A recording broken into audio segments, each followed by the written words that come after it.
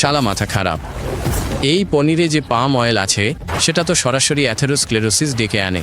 এর মধ্যে saturated fat এমন পরিমাণে থাকে যা তোর রক্তনালীগুলোকে অন্য যে কোনো খাবারের চেয়ে দ্রুত বন্ধ করে দেয়।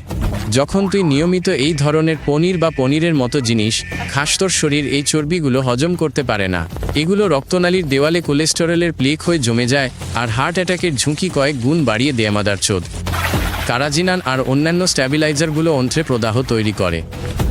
গবেষণায় দেখা গেছে এই উপাদানগুলো তোর অন্ত্রের ভেতরের আবরণ নষ্ট করে দেয় আর আলসারেটিভ কোলাইটিস ও ক্রোনস ডিজিজের কারণ হয়। শালা সিনথেটিক ফ্লেভারগুলো তোর লিভারে জমে টক্সিক হ্যাপাটোসিস ঘটাতে পারে।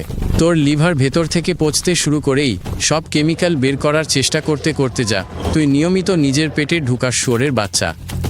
এই বালছাল বাচ্চাদের জন্য আরও বিপজ্জনক, কারণ ওদের হজম প্রক্রিয়া এখনও পুরোপুরি তৈরি হয়নি। তাই পাম অয়েল আর স্ট্যাবিলাইজারগুলো ওদের মারাত্মক হজমের সমস্যা, অ্যালার্জি আর বিকাশে বাধা দেয়। গ্যাস্ট্রোএন্টারোলজির ডাক্তাররা তো এখন রীতিমতো অ্যালার্ম বাজাচ্ছেন। গত 10 বছরে ফ্যাটি লিভারের রোগীর সংখ্যা 3 গুণ বেড়েছে। আর এর একটা বড় কারণ হলো এই পনিরের মতো পাম অয়েলযুক্ত জিনিসের লাগামহীন ব্যবহার। শালা সম্পূর্ণ ভিডিও দেখুন ইউটিউব চ্যানেল টাস্কিতে।